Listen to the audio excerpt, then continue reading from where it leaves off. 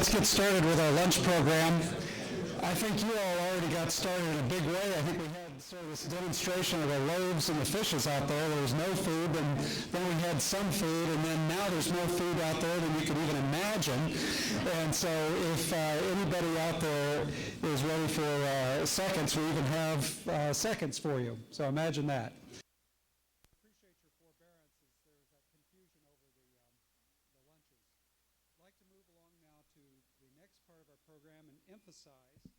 That this is a collaborative effort. We appreciate very much the partnership with two other entities which have helped sponsor today's events, our Constitution Day here at Grand Valley. And that is the World Affairs Council of West Michigan. Dixie Anderson sitting back there. Would you please rise? Good. Thank you, Dixie.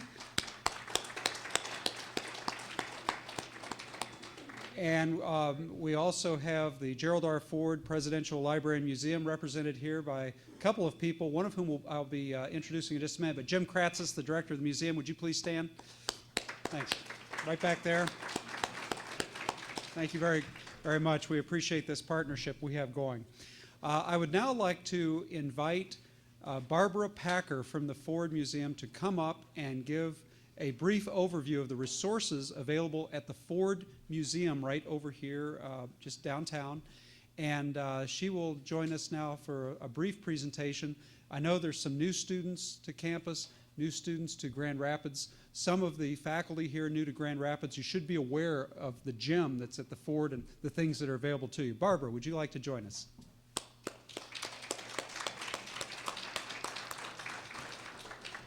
Barbara's the Director of Education at the Ford.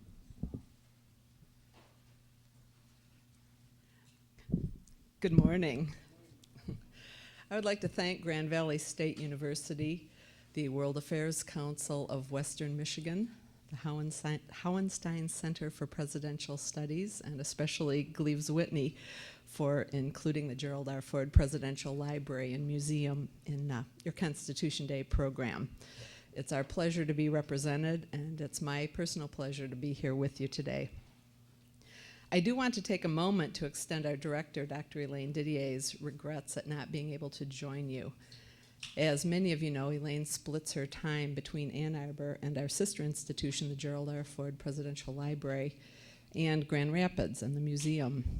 Unfortunately, an unanticipated conflict arose, and she was unable to leave Ann Arbor for a couple of days. I know she's sorry that she wasn't able to participate in today's luncheon and programs and tonight's keynote, but she is here with us in spirit. Elaine was asked to give you an overview of the museum and library's educational and research opportunities for students and educators. I am here as education director for both the library and museum, obviously to stand in for her. In turn, I would like to begin with Gerald Ford's words upon taking the oath of office as the 38th President of the United States. The oath I have taken is the same oath that was taken by George Washington and by every president under the Constitution. But I assume the presidency under extraordinary circumstances never before experienced by Americans. On August 9, 1974, Gerald R. Ford became president during a tumultuous period in our nation's journey and became not only the first person to assume the office of vice president under the terms of the 25th Amendment to our Constitution, but then 8 short months later, the presidency, when Richard Nixon resigned. President Ford continued in his speech, "I am acutely aware that you have not elected me as your president by your ballots, and so I ask you to confirm me as your president with your prayers, and I hope that such prayers will also be the first of many. If you have not chosen me by secret ballot, neither have I gained office by any secret promises. I have not campaigned either for the presidency or the vice presidency. I have not subscribed to any partisan platform.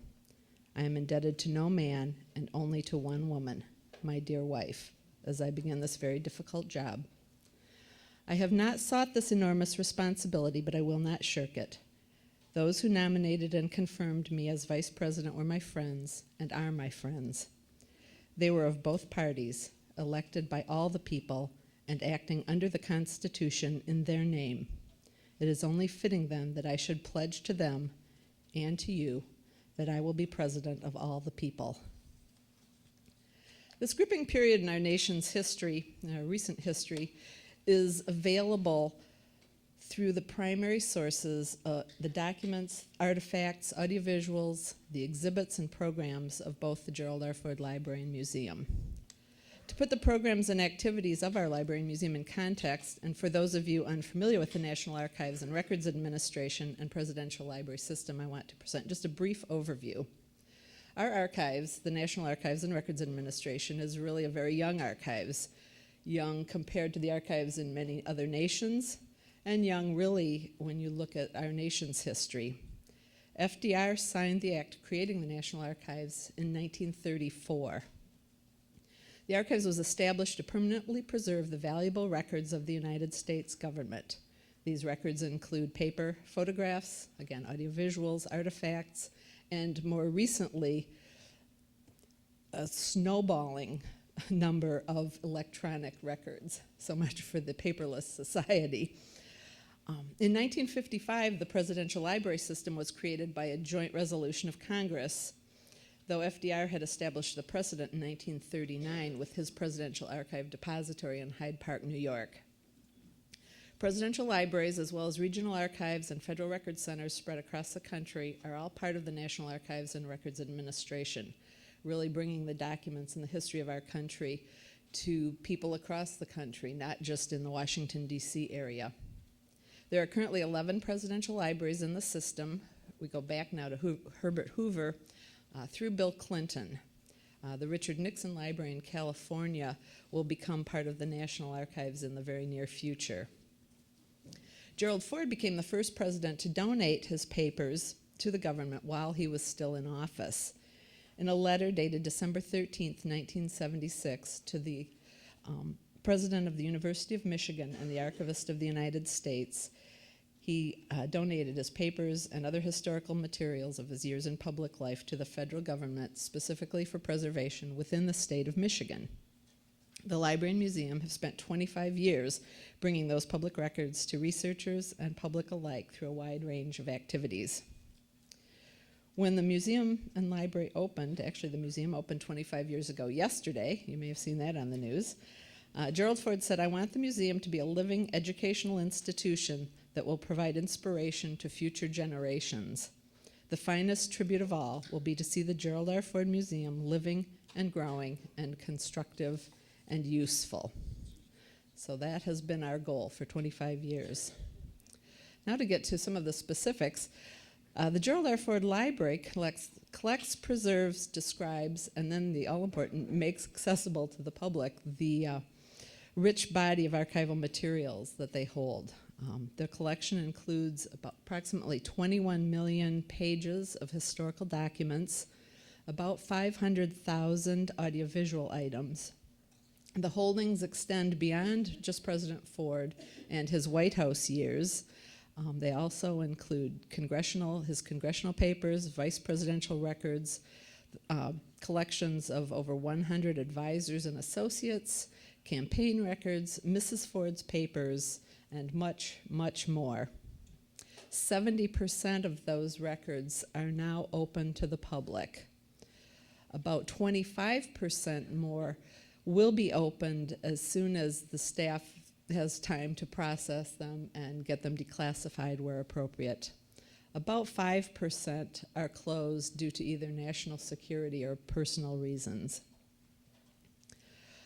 The Ford Museum, our focus is primarily on our permanent and feature exhibits, our tours and programs for students.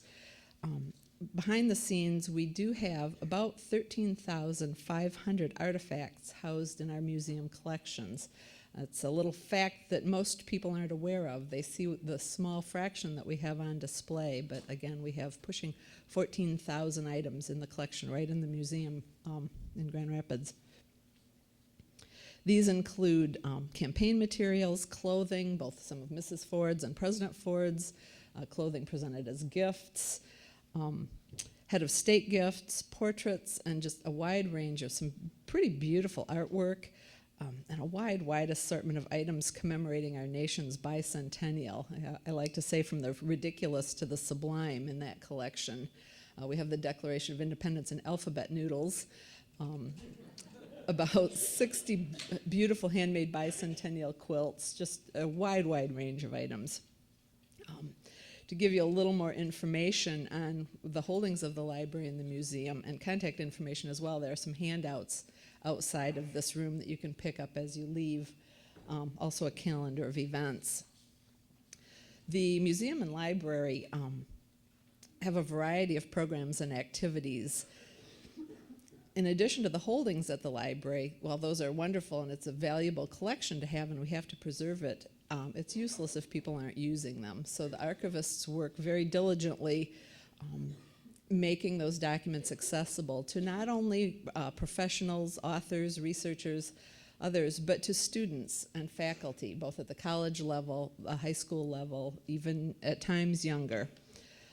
Their collections include things like the White House presidential papers, the Nixon pardon, both speech drafts, photos, about 273,000 letters pertaining to the pardon or in reaction to it. Congressional papers include the Warren Commission papers. President Ford is the last surviving member of the Warren Commission, including the attending physician's report. We have an incredible collection of Vietnam-related documents, including the fall of Saigon. On to Ford family scrapbooks, private collections from people whose names you probably recognize, Dick Cheney, who was assistant to Mr. Rumsfeld at the time, Al Haig, Melvin Laird, Alan Greenspan, William Simon, David Gergen, Henry Kissinger, Betty Ford, the list goes on and on. The archivists are willing and like to work with classes, both college and high school. They're willing to work with teachers and faculty who are interested in developing document packets. Really, your imagination is the limit of what they're willing to do with you. At the museum, we provide tours, school tours. We work with teachers to tailor them to their needs. We offer tours of both the Ford exhibits and the changing exhibits. We have a special program called The Pardon of Richard Nixon. It's a document-based research activity for high school and college students. We offer teacher open houses. This winter, in collaboration with Grand Valley and Steve Buckridge, we're offering a workshop for teachers on teaching slavery in conjunction with our Slavery on Trial exhibit. We also have our website, which is loaded with documents, photographs, research procedures, recently processed collections, wonderful section on Watergate, as well as upcoming calendar of events, and soon some new curriculum. So I'm going over my time. I think I'll cut it short here, but I'd like to thank you. And the handout has contact information for both the library and the museum, so feel free to get in touch with us. Thanks, Gleaves.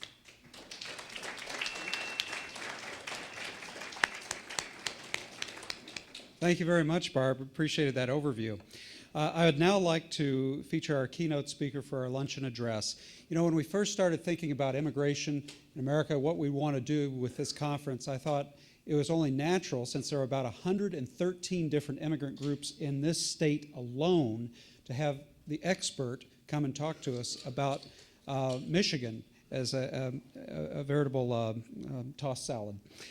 Russell Manyagi is professor and interim department head of history at Northern Michigan University, and he is the university's historian.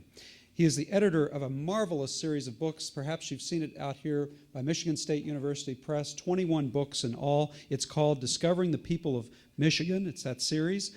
And he's the author of several books outside of that series, including Italians in Michigan. His latest book, Cornish in Michigan, I don't think he's talking about Paul Cornish. I don't know if he's in here or not. Cornish in Michigan is forthcoming in October. Ladies and gentlemen, please welcome Professor Manyagi.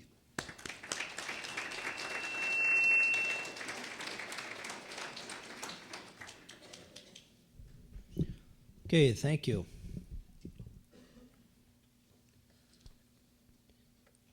I was listening to some of the presentations this morning, and we're talking about immigrants, and then there's also the children of immigrants, namely myself. And I have kind of a little story I'll start with to show you how things have occurred. Some of you might have wondered how a Manyagi came up with a first name of Russell, which isn't even a Christian name, I find. Very interesting. My baptismal name is actually Mario. My dad came here from Switzerland, Italian Switzerland.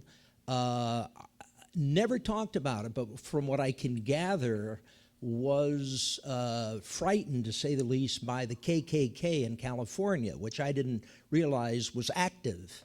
And all of this kind of comes together so that when I went to school, he did not want me to be a paisano, as he put it. And remember, this is a time, 1949, 1950, this is a time when Americans didn't eat garlic.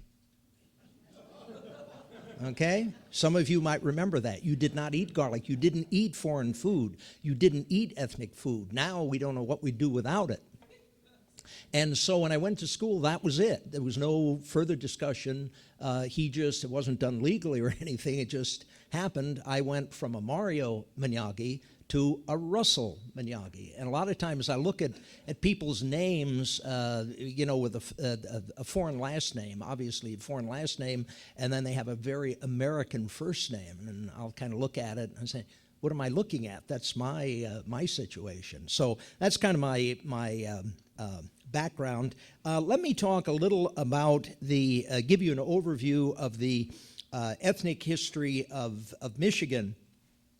One of the important things, and I'll start with the opening words of the Constitution, "We the people of the United States." And so the question is, who is the we in that? And you're going to find that many of the people, well, you can count everybody, goes back to some origin in terms of immigration. The English came here, the Spanish came here, the French came here, and so on. So you have to remember that we are a nation of immigrants. And sometimes we tend to overlook that in the debates that go on today with immigration and where we're going with that. I'm sometimes amazed at the people with Italian names, with foreign names, acting like their ancestors were always here. And there was prejudice against Italians. And we tend to forget about that now that people are in positions of power and so on, and you have all sorts of statements being made by them. Just watch the news and see who's talking and so on, and then just think about it. When did their ancestors come? One that comes to mind because he was on the news the other day and is quite a promoter of it is Pat Buchanan. Pat Buchanan, I don't know his background, but if we go back to the early Irish, the Buchanans probably came 1848. They've been here for a while, but they did come from some place, and now you hear him talk, and I kind of wondered, gee, he was always here. So I think that's something all of us have to keep in mind, that we are a nation of immigrants, and we all come from some background. Some came with the Mayflower, others came at another time. It's very interesting, the American historian, noted American historian, kind of the classic historian, Frederick Jackson Turner, is known for the frontier theses. His whole idea was that it was the development of the frontier that created America and democracy and enhanced it. Actually, we find at a later point, Frederick Jackson Turner, in a little-known series of newspaper articles, is going to promote the idea of the importance of the immigrant in American history, though that never gets picked up. It's in kind of an obscure Chicago newspaper, but he and other scholars had a number of articles about immigration, and then he talks about the role of immigration. The question is, why did people come to the United States? And we've had personal comments made this morning. One will be for ethnic reasons, reasons of religious prejudice. Some people were fleeing political oppression. Other people were fleeing the draft. And they saw the United States as a safe haven. With our society based on the Constitution, they saw the United States as a safe haven, and they came here. The other thing that becomes a common element is that there is a struggle of the people coming, trying to fit in, trying to assimilate. This was kind of brought up to us this morning, and this is an ongoing struggle. I found that with people in Michigan, even the English-speaking people, which I was kind of caught up in the stereotype. I thought that the English-speaking people, had their history together and so on. And then you find out that even recent English immigrants, say from the 1970s, find that they're living, when they're in American society, they're living in a different society, though they do speak English, and we'll look at them, the native-born look at them and say, well, they're English, there's no problem. Then when you talk to these people, yeah, they all like to get together and use the English language and the different words and so on as they've been familiar with. So you're going to find that there is this constant struggle that's going on. And there are all sorts of studies that you can get into. Sometimes it gets quite severe and kind of pulls families apart and so on. Now, just a little, I don't want to, since I'm an historian, I will talk a little about the sources. Where do we get information about ethnic groups? Unfortunately, there are very few institutions across the country that really go out of their way to save ethnic documents, artifacts, and so on. Probably the most obvious one that does it as a charge is the Immigration History Research Center at the University of Minnesota. But even they concentrate on the Northern, Eastern, and Southern Europeans and don't say too much about the French and the Germans and the Irish and the English and so on. So even they have a limited collecting area. So you find that this is a problem, and somehow people think that that somebody is out there collecting all of this stuff. And the other thing is that I found with research I've done and research other people have done, you really have to go out, if you really want to get this story, you have to go out and do interviews with people. Have some kind of a if you have a connection with the ethnic group, that helps out. It's not absolutely necessary. Most ethnic groups are quite excited to have someone ask about them, and it's amazing. They'll people start talking. I even had one woman come up to me, Lebanese American woman, and wanted me to do the history of the Lebanese in Michigan, and I kind of it's not my background, and she, I don't care. We'd like to have someone that sort of knows what they're doing do this. So the only thing I'd say about that is that. And I want to promote our series, Discovering the Peoples of Michigan, put out by MSU Press, that if any of you are out there and are interested in writing about an ethnic group, contact me, see me after the presentation here, and we can talk about extending that series. But the series and the books are out on the for sale outside the door here if you haven't seen the exhibit. That series is making available to people the history of and the heritage of the different ethnic groups. As was pointed out, we have about 21 volumes and another 10 to 15 in process. And we eventually hope to have the entire, all of the ethnic groups in the state, large and small, covered with a book. The other thing, the other source of information for ethnics in Michigan is going to be census data. I'm in the process of going through all the counties, all 15 counties of the Upper Peninsula, their political subdivisions, identifying the ethnic group and their occupations. And it's quite fascinating what you uncover. But a lot of times with census data, material is left out, the ethnic group is too small, and what you have to do is go to the enumerated census where everybody is listed. And Yep, you got to sit there and count and lose your eyesight and mind at times. Or that's the way I feel. The other problem with late 19th, early 20th century immigrant groups, we tend to forget that Europe was made up of three major empires. You had the German Empire, you had the Austro-Hungarian Empire, and you had the Russian Empire. And within those empires, for instance, were located the Poles. So the Polish people will come through as having come from Russia, from Austria, or sometimes Prussia or Germany. And so you have to be aware of the European political situation prior to 1918. Because if you're out looking for Czechoslovakian people, who don't exist anymore, they're Czechs or Slovaks, if you're looking for them, you're not going to find them. Or you're going to find them embedded under, Austrian Bohemian or Hungarian Bohemian or something. So this becomes a big problem. Now, you're going to find that if the United States is a nation of immigrants, Michigan is a mirrored image of that national scene. We have to remember Michigan was pretty much a vacant land.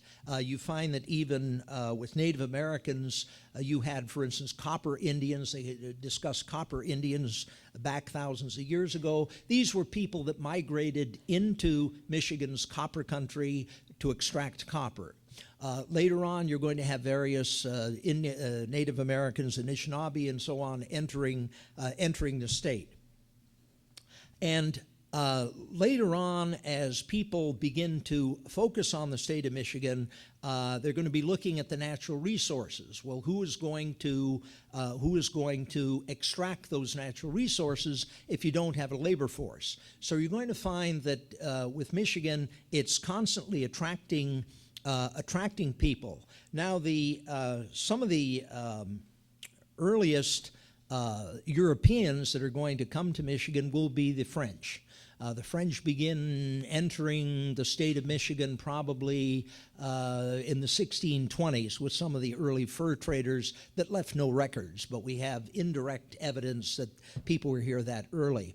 You're going to find that they will enter as explorers, they will enter as fur traders, they will enter as missionaries, and will leave quite a record for us in terms of maps, of chronicles. The Jesuit missionaries have a wonderful series called The Jesuit Relations, which are letters that describe Michigan in the 17th century.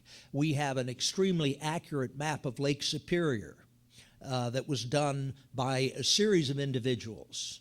And I saw the map overlaid on a NOAA map, and it's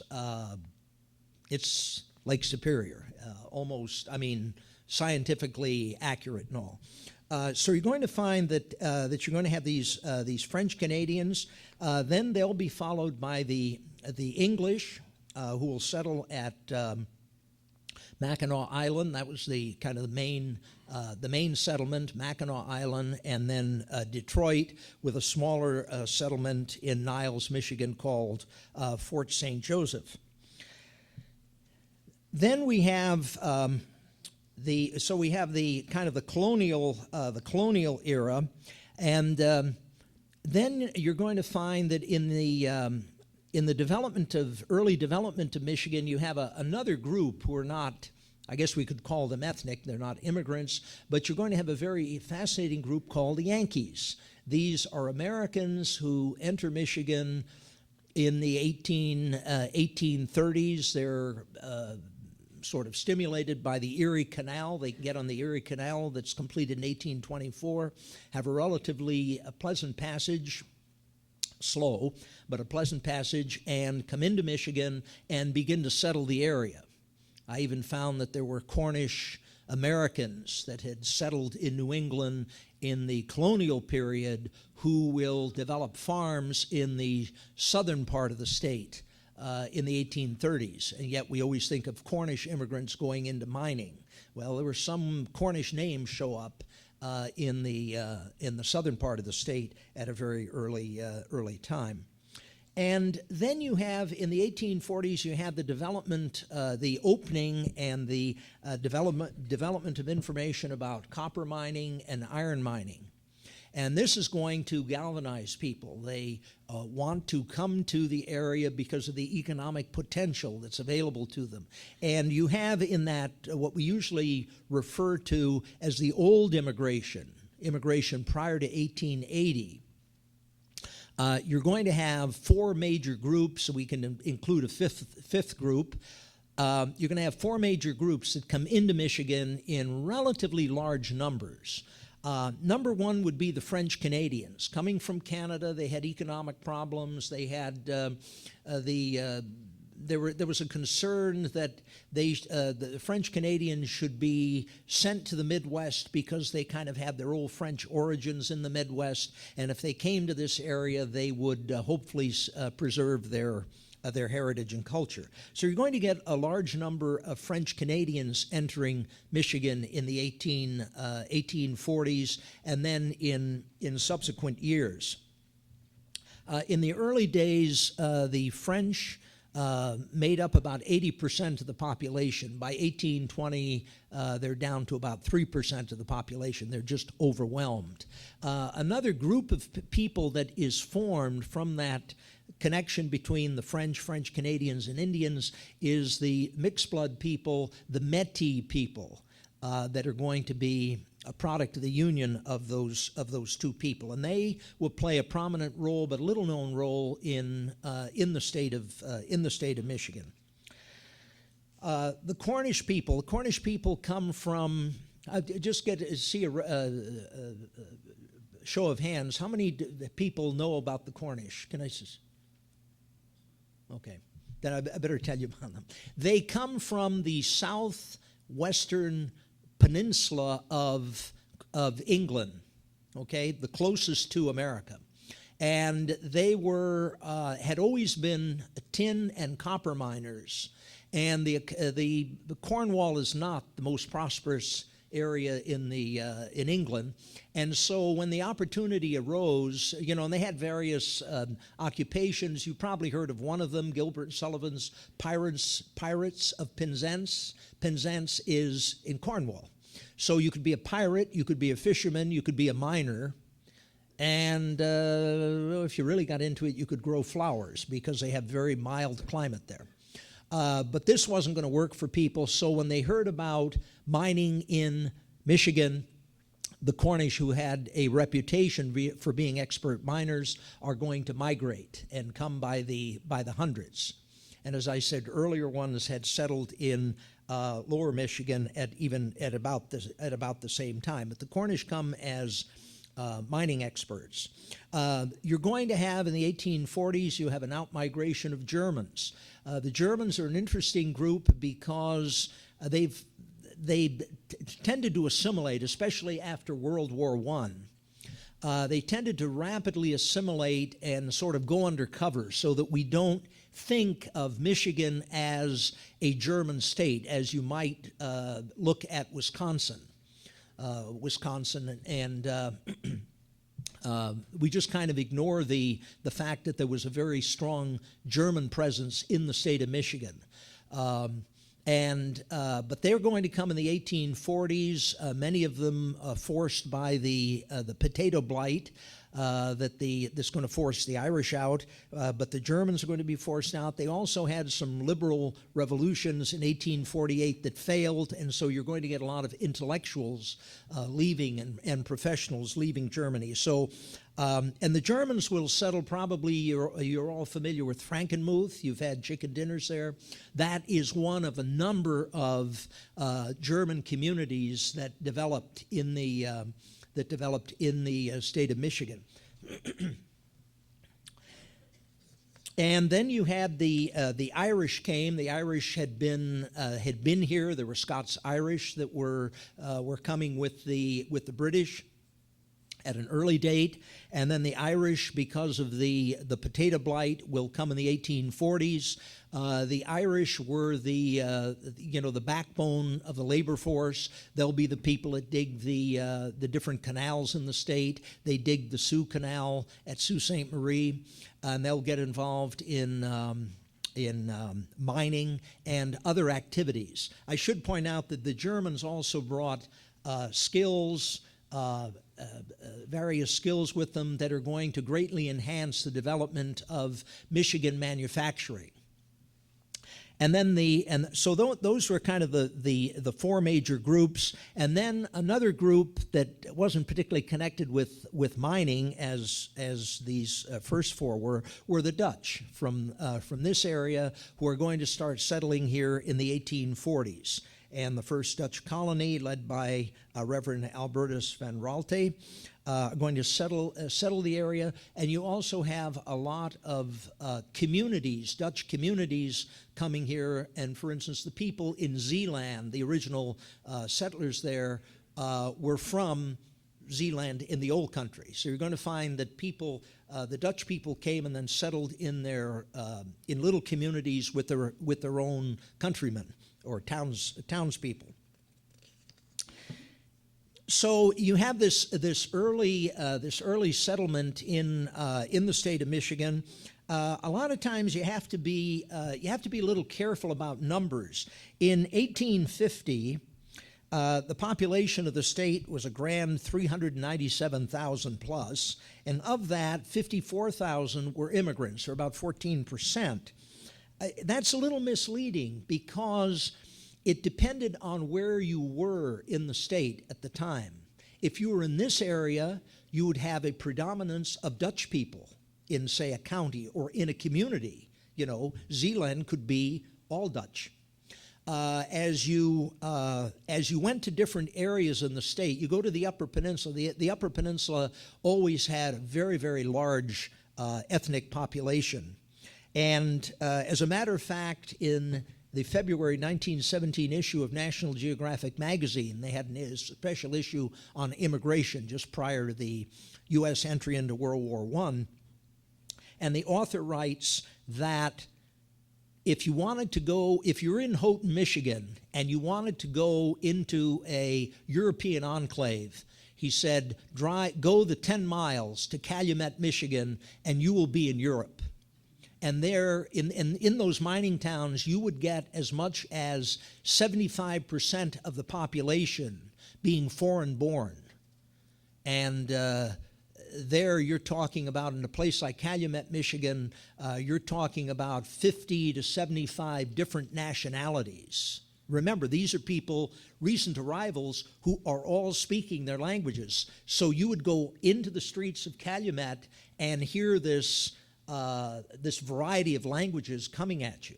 So you have to be careful when you look at these figures, that in certain areas you're going to have a predominance of foreign-born people.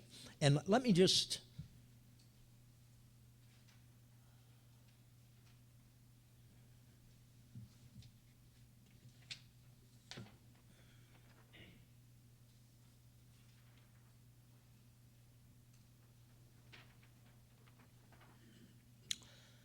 you probably can't make out the details, but the darker or the area here in the Upper Peninsula is where you have the larger predominance of ethnics, and this is in 1920.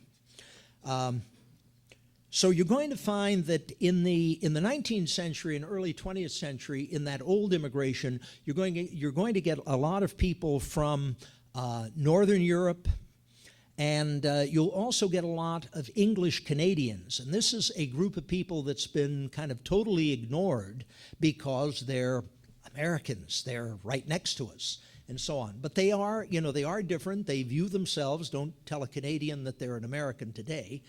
You'll have quite an argument. But you're going to find that they're very close. They can come across the Detroit River. They can get here very quickly. There are rail lines that make this possible. And so you're going to have in 1900, for instance, 17% of the immigrants in Michigan are Canadian English, followed by Finns, Swedes, French Canadians, and the English themselves. So obviously all pretty much from Northern Europe. You get down to the next large group after that are Italians, making up 4% of the population, and the Irish were down to 3.7. The Irish are interesting because they were a major force in Michigan and then tend to migrate out into the mining areas of the far west, working on railroads. And so you'll find that you don't hear much of the Irish. Like we had a large population of Marquette, and today the celebration of St. Patrick's Day or something is it's celebrated, but not with the enthusiasm that you would have if you had a large Irish population.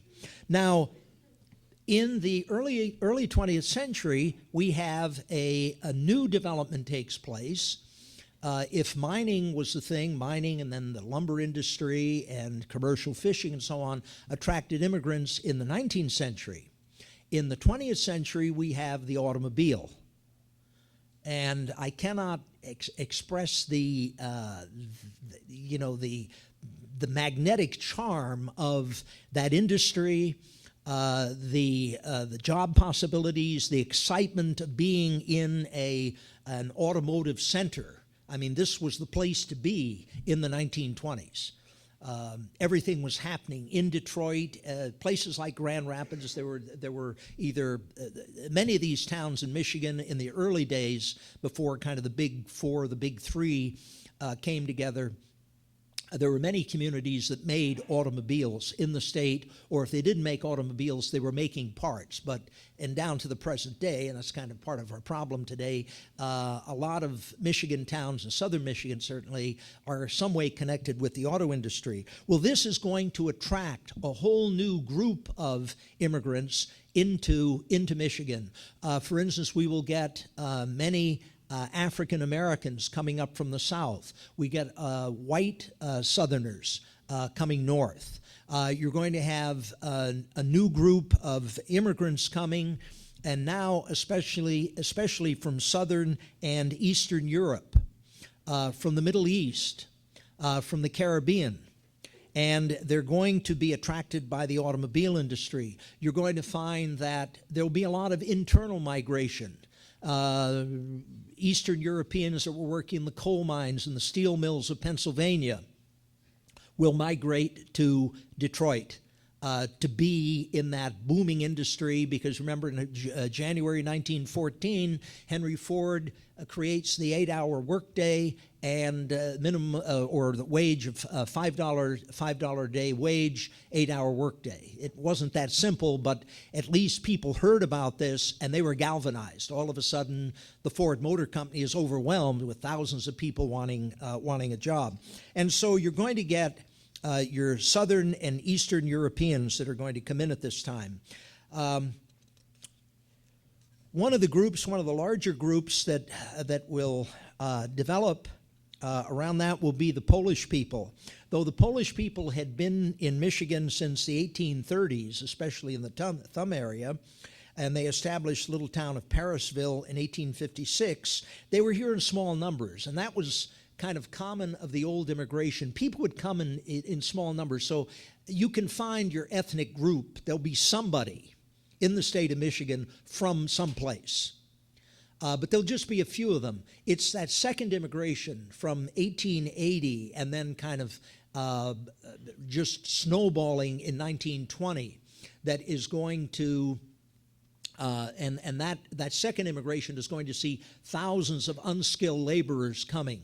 And they will come to Michigan because they're going to work on the auto assembly line, and it didn't take, or even like working in mines, it doesn't take, you don't have to know the English language to show the mechanical routine of putting a screw into a hole and so on, and moving the piece of equipment on. So you're going to get that development for the different groups. The Poles, just to kind of give you an idea, there'll be a sizable Polish community that develops here in Grand Rapids, the furniture city. They worked in the furniture industry. In Detroit in the 1890s, the Poles numbered some 15% of the population in Detroit, and they will basically take over their enclave Hamtramck. Hamtramck, Michigan becomes a Polish town. By 1920, there are no Polish, there are no non-Polish or non-Poles don't exist in Hamtramck. And that has changed now, and the population of Hamtramck is Middle Eastern, Eastern European, but there's still a strong Polish presence. They still see it as their sort of unofficial capital. They talked about Hamtramck. There was a 1954 news story saying that the city council was conducting its meetings in Polish. 1954. Polish newspapers on the corners. Polish being taught in the parochial schools, kielbasa and various sausages in the meat markets, children learning Polish dances. So that will be one enclave where the Polish culture is going to be quite strong. Another group that comes in during this period of the 1920s will be Hispanics, in particular Mexicans. And sometimes we try to go back and find some early origins of Mexicans in Michigan. And one of the things that would be pointed out was that the Mexican peso, which, by the way, was since it was known that the Mexican peso was legitimate, if it said it had so many grams of silver in it, it did, or somebody got the head chopped off in the mint in Mexico City. So it was a standard currency in the United States up till about 1850. So in the early days of Michigan, the Mexican peso was commonly used. It was also chopped into pieces, and that's why we get 4 bits, 2 bits, 4 bits, and so on. That's the peso into quarters and half dollars and so on. We also had the Spanish flag flew over St. Joseph, Michigan, Niles, Michigan, for 24 hours in 1781. So the Spanish were in Michigan just for a short time. During the Mexican War, a number of Michiganians served in the U.S. Army, and they'll go to Mexico and they'll leave accounts of Mexico and its people, which are both positive and negative. In 1899, there's a Jose Canales of Brownsville, Texas, of Mexican, or had been born in Mexico, receives a law degree from the University of Michigan, and that's kind of the first. He's usually seen as kind of the first known Mexican in the state of Michigan.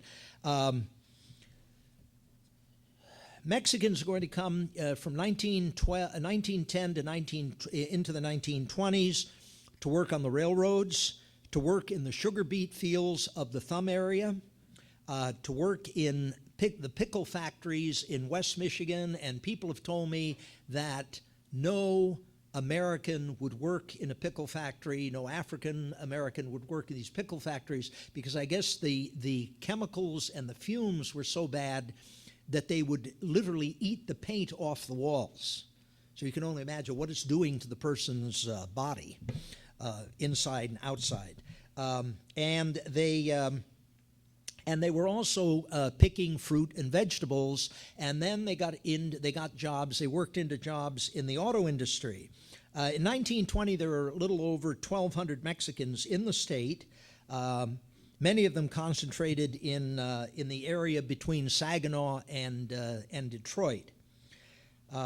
Interestingly, there were no Mexicans in Ottawa County, in this area, and only 20 in Kent County at that time. I think that's changed since the 1920 census.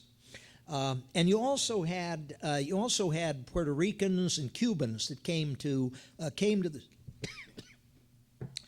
the state. The Cubans in the 1960s and 70s, fleeing Castro's Cuba. You also had Asians in Michigan coming in the 19th century. There were very small numbers. The first Chinese come to Detroit in 1872, and by 1920 there were about 792 Chinese and 185 Japanese. and most of the Chinese were concentrated in the Detroit area. And then later on you have, and we'll just generically talk of them as the Indo-Chinese, after the fall of Saigon in 1976, you're going to have thousands fleeing Saigon and Vietnam and seeking sanctuary in the United States, and they were the Indo-Chinese were spread across the country, and about 3,000 in that initial wave. 3,000 came to the state of Michigan, and there were about 700 in Detroit, 700 around the state, and about 700 in Grand Rapids. And then in subsequent years, there's going to be more migration, kind of a chain migration thing. They know of relatives and friends in, say, the Grand Rapids area, and then you'll find Vietnamese, Cambodians, Hmong, Laotian, Min people will come to Michigan. We have some interesting developments here, like in 1930, you can see some of these groups that are here. Detroit has the largest Macedonian settlement in the United States. It has the largest settlement of Belgians, though they had come earlier in the 19th century and had been building up their population. 1992, it was reported that there's some 60,000 Chaldean, these are Christians from Iraq, the largest such group in the United States, and then another 5,000 arrive since the end of the Persian Gulf War in 1991. And there are other small groups that are in the state. For instance, Coptic Christians are here. There are a number of Coptic Christian churches in Detroit and Ann Arbor, I think even in Grand Rapids. There was also a little-known Gypsy community that was located in up to the 1940s in Del Rey, an area in Detroit. There's also a group of the largest concentration of people from the Republic of San Marino. San Marino is about the size of a section in the United States, 32 square miles. Section's 36. They come from this little area. The largest number of them are in Metro Detroit. The immigrants number about 2,000 people. Now, with them, do you do a study of them? Do you get into their culture and what they're doing, or are they too small to be dealt with? Well, I've gotten into that. It was kind of a challenge. Most of the information is through interviews. There isn't a lot written about people from the Republic of San Marino. So these are all groups that, if anybody's interested, we're looking for somebody to do gypsies and Coptic Christians. The other thing that these ethnic groups will bring will be mutual beneficial societies, cultural organizations, singing groups, musical groups, gymnastic groups. Some of them will develop colleges. There's Hope College in Holland, Michigan, developed by the Dutch immigrants. There's Finlandia University up in Hancock, created by the Finnish people. There's St. Mary's Seminary in Orchard Lake, developed by the Polish immigrants. There were literary societies. Many of these groups and many of the groups today have newspapers that unite the organization. Here we're probably getting off a high level, but saloons, for instance, were a major attraction for many of these groups. And saloons, they shouldn't be drinking. Well, this was a place of camaraderie, a place where they could go in and socialize, have a few drinks, and meet each other, and so on. Churches and schools are going to develop. The development, for instance, of the Catholic Church through the state of Michigan, the Lutheran Church. The Lutherans will develop because they're Germans and Scandinavians. If there weren't Germans and Scandinavians, the Lutheran Church wouldn't have spread. The Methodist Church is going to spread, especially in the Upper Peninsula, little out-of-the-way towns, because of the Cornish. The Cornish are, for the most part, Methodists, and the church is going to expand. Eastern Orthodox churches, the different groups there, the Syrian, the Romanian, the Greek, the Serbian, and so on, also develop. So all of this is going to enrich the culture of the state. And let me just, I won't go through all of them now because we're about going over a minute over, but there was also a great deal of hostility. I don't want to make this sound like Everything was wonderful, and then you heard what some of the people were saying today and the problems they had. All through the ethnic history in Michigan, there was hostility towards the French, anti-Irish, anti-Catholic sentiment, even anti-Cornish sentiment. People thought the Cornish, though they spoke English, they spoke a funny sort of English. There were anti-black attitudes, especially, well, kind of all through history, but as voting restrictions, restrictions in terms of living accommodations and so on, and actual violence in the 1920s and during World War II. It was rather common anti-Native American attitudes. During World War II and after World War II against Eastern Europeans and Southern Europeans and so on, part of the Red Scare and a concern with radicalism and so on.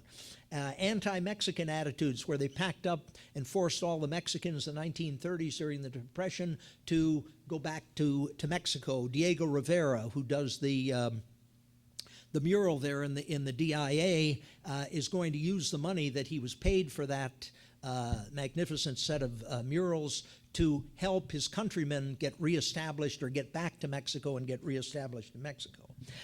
There was trouble with the Indo-Chinese and how they were viewed when they came here. And then during the Iraq War in 2003, when the war broke out, you probably remember there was an article, a rather lengthy article in the Free Press about the anti-French attitude. And you know the whole story, Congress renaming the French fry to Liberty fries and so on, all of that stuff. And then you had Arab Americans in the state then and down to the present day, very leery and worried about nativism and people, being anti-Arab, anti-Islam, and so on. So unfortunately, we have a whole thread of prejudice. And so I just want to end with kind of point out that we have this very, very rich culture in the state. We, the people, are all of us with all of our different backgrounds. And we have to remember that we have this rich heritage.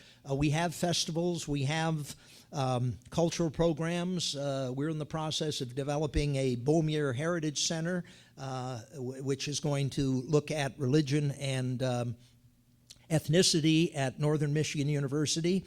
And we should be aware of this. We should be aware of the good things that are part of our historical background and heritage, and unfortunately the more negative things, but learn from that and try to avoid these negative problems that have developed in the past. So with that, I will stop pretty much on time. Thank you.